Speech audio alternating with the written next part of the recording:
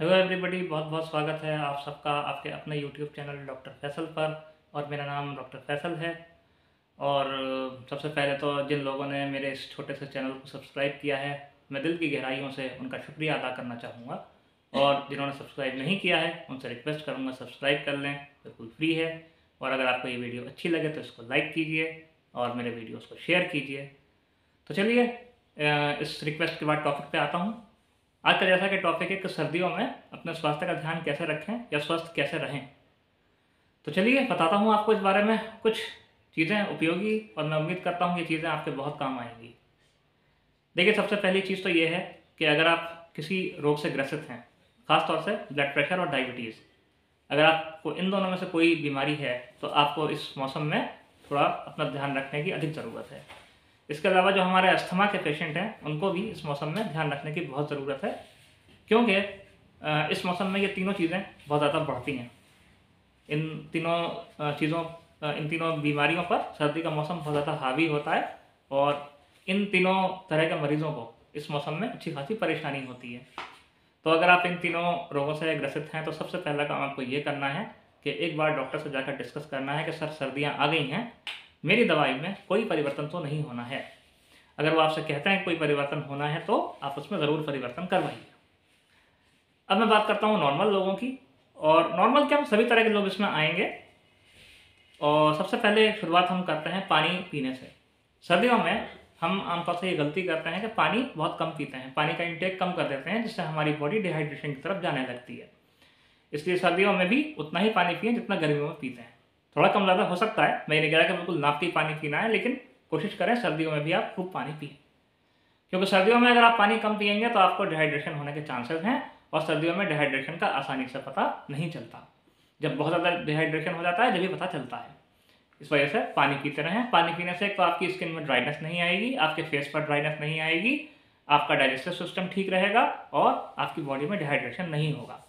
लेकिन इस बात का भी ध्यान रखिएगा कि अगर आपको डॉक्टर ने कम पानी पीने के लिए बताया है, मान लीजिए आप किडनी पेशेंट हैं या आप हार्ट फेलियर के पेशेंट हैं, तो आप पर ये बात लागू नहीं होगी। आपको पानी उतना ही पीना होगा जितना आपको डॉक्टर ने बताया है।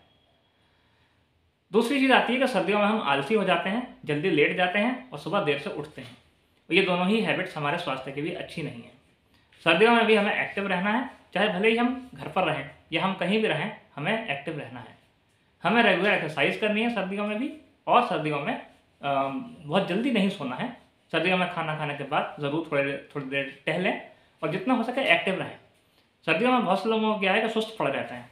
ऐसा लगता है कि सर्दियों में जैसे हाइबरनेशन हो जाता है ना, कि मतलब लोग घरों में घुसे पड़े रहते हैं।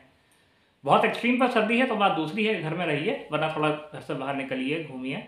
अगर आप हेल्दी पर्सन हैं तो आप ज़रूर एक्सरसाइज कीजिए, और एक्सरसाइज अपने डॉक्टर की सलाह के हिसाब से कीजिए। कई बार क्या होता है कि जिम वालों को भी पता नहीं होता है कि हमें क्या नुकसान करेगा और क्या फ़ायदा करेगा, और हम उनकी सलाह से एक्सरसाइज कर लेते हैं, जिसका नतीजा कभी कभी हार्ट अटैक या हार्ट फेलियर जैसी समस्याएं भी हो जाती हैं। तो एक्सरसाइज कीजिए। जिम वालों से भी पूछिए, मैं ये नहीं कह रहा कि जिम वाले कुछ नहीं जानते हैं, वो भी जानते हैं, लेकिन फिर भी एक बार अपने डॉक्टर से सलाह ज़रूर ले लें। और यदि आपको कोई भी बीमारी है तो अपने डॉक्टर से सलाह लिए बगैर कोई भी एक्सरसाइज शुरू ना करें।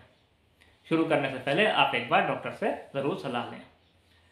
अगला फैक्टर आता है कि सर्दियों में क्या खाएं और क्या ना खाएं। तो देखिए, इसके लिए सबकी अपनी अपनी चॉइस होती है, सबकी अपनी अपनी पसंद होती है। मगर कुछ लोग सर्दियों में डाइट बढ़ा देते हैं, कहते हैं भाई सर्दियों में खाना ज़्यादा हजम होता है, हमें हम ज़्यादा खाना खाएंगे गर्मियों के मुकाबले सर्दियों में। तो ये बात सरासर गलत है। सर्दी और गर्मी का खाने से बहुत ज़्यादा कनेक्शन नहीं होता है।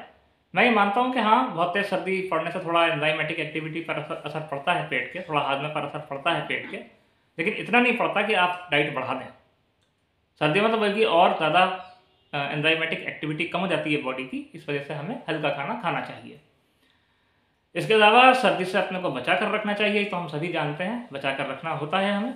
और ख़ास तौर से हमें इस बात का ध्यान रखना चाहिए कि हमें सर्दी का बार बार अटैक ना हो, बार बार हम सर्दी से ग्रसित ना हो, क्योंकि इससे भी हमारी इम्यूनिटी पर असर पड़ता है। इस वजह से ठंड से अपने को अच्छी तरह से प्रोटेक्ट करके ही घर से निकलना चाहिए। खासतौर से बच्चों को और बुजुर्गों को इस चीज़ का ध्यान रखना चाहिए कि उन्हें ठंड से बचना है, क्योंकि उन पर ठंड का असर जवान लोगों के मुकाबले ज़्यादा अधिक होगा। इसके अलावा सर्दियों में ना बहुत ज़्यादा टाइट कपड़े पहनने चाहिए, ना बहुत ज़्यादा ढीले कपड़े पहनने चाहिए। सर्दियों में वो कपड़े पहनने चाहिए जो आपको सूट करें। और अगर आपको ऊनी कपड़े पहनने से अंदर परेशानी होती है, इनर वगैरह पहनने से, तो आप अंदर कोई हल्का फुल्का सूती कपड़ा पहनिए, उसके ऊपर ऊनी कपड़े पहनिए, तो फिर आपको परेशानी नहीं होगी। साथ साथ आप अपनी बॉडी को कंटिन्यूस मॉइस्चराइज करते रहिए। मॉइस्चराइज़र, कोल्ड क्रीम, इनका आप इस्तेमाल कीजिए। हफ्ते में 2 दिन या हफ्ते में 1 दिन कम से कम अपने पूरे शरीर पर इनसे मसाज कीजिए, ताकि आपकी स्किन डिहाइड्रेट ना हो। ख़ास तौर से जब ठंडी हवाएं चलती हैं तब डिहाइड्रेशन बहुत ज़्यादा होता है स्किन का, क्योंकि स्किन से मॉइस्चर उड़ जाता है, वो हवाएं मॉइस्चर उड़ा कर ले जाती हैं। क्योंकि ठंड जो होती है उसमें ड्राइनेस बहुत होती है। हमारे जिस वर्ल्ड में जिस जगह हम रह रहे हैं इंडिया में, वहाँ जो विंटर्स होती हैं ड्राई होती हैं बहुत ज़्यादा। इस वजह से हमें इस चीज़ का खास ध्यान रखना चाहिए।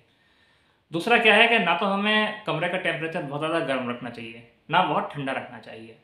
और कमरे में अगर आप हीटर का इस्तेमाल कर रहे हैं, ठंड में आप हीटर लगा कर बैठे हैं, तो जब भी आप बाहर निकलें उससे आधा घंटा पहले अपना हीटर को बंद कर दें और कोई छोटा सा खिड़की या दरवाज़ा खोल दें, ताकि आपका रूम नॉर्मल टेम्परेचर पर आ सके। जब आप नॉर्मल फील करने लगें तभी आप कमरे से बाहर निकलें। अगर आप एकदम से हीटर के पास बैठे हैं या बहुत ज़्यादा कमरा गर्म हो रहा है, तो आप बाहर निकलना अवॉइड कीजिए। पहले आप नॉर्मल टेम्परेचर पर आइए, किसी दूसरे रूम में चले जाइए। अगर आप ऐसा नहीं कर सकते और भी फैमिली मेम्बर्स हैं आपके, आप हीटर बंद नहीं कर सकते, तो पहले आप दूसरे रूम में जाइए। दूसरे रूम से जाने के बाद फिर आप बाहर निकलिए, जब आपकी बॉडी को नॉर्मल महसूस होने लगे। तो ठंडे गर्म होने से एकदम बचिए, एकदम से एक्सट्रीम हीट में मत जाइए और एकदम से एक्सट्रीम कोल्ड में मत जाइए। ऐसा नहीं है किसी ने फ़ोन किया, आपने कुछ भी नहीं पहना, हीटर वाले कमरे से निकले और दौड़ते हुए बाहर चले गए, या कोई किसी ने डोरबेल बजाई, आपने कुछ भी नहीं पहना, फटाक से आप बाहर निकल के चले गए। तो इन चीज़ों का थोड़ा ध्यान रखिए, तो आपको सर्दी का असर नहीं होगा। और सर्दी लगने पर क्या करें, इस पर भी मैं एक सेपरेट वीडियो बनाऊँगा। सर्दियों में आजकल निमोनिया या और इस तरह की बीमारियाँ ज़्यादा हो रही हैं। जो अस्थमा के रोगी हैं, जब कोहरा पड़े तो उनको ख़ास तौर से अपना ध्यान रखना है। जो अस्थमा की उनको दवाइयाँ बताई जाएँ उनको प्रॉपर तरह से लेना है, और कोहरे में जब भी निकलें मास्क पहन कर निकलें, ताकि कोहरा या स्मॉग डायरेक्ट उनके लंग्स में ना जाए, थोड़ा फिल्टर हो जाए तो वो बेटर होता है उनके लिए। इन सारी चीज़ों को अगर आप फॉलो करेंगे तो मैं उम्मीद करता हूँ कि बहुत फ़र्क पड़ेगा आपको। बहुत कुछ आप मैनेज कर पाएंगे सर्दियों में। और सर्दियों में हल्का खाएं तो ज़्यादा अच्छा है, बहुत ज़्यादा हैवी खाना खाने से बचें, क्योंकि अगर आप सर्दियों में हैवी खाना खाएंगे रात को तो आपको नींद ना आने की समस्या हो सकती है। अगर आपको कॉफ़ी या चाय पीने की आदत है तो इसको, अगर आपको हाई बीपी रहता है तो इस आदत को बढ़ावा देने से बचें। कॉफ़ी या चाय सोने से हमेशा 2 घंटे पहले पिएँ, ताकि आपको अच्छी तरह से नींद आ सके, क्योंकि ये ब्रेवेजेस जो होते हैं इनसे कभी कभी ऐसा होता है कि नींद नहीं आती या देर से आती है। तो मैं समझता हूँ अगर आप इतना कुछ फॉलो करेंगे तो ज़रूर आपकी हेल्थ सर्दियों में अच्छी रहेगी। मैं मिलता हूँ आपसे अगले किसी वीडियो में, तब तक के लिए बाय। आपका कोई भी सवाल हो तो आप मुझसे कमेंट करके पूछ सकते हैं। Thanks for watching my video once again.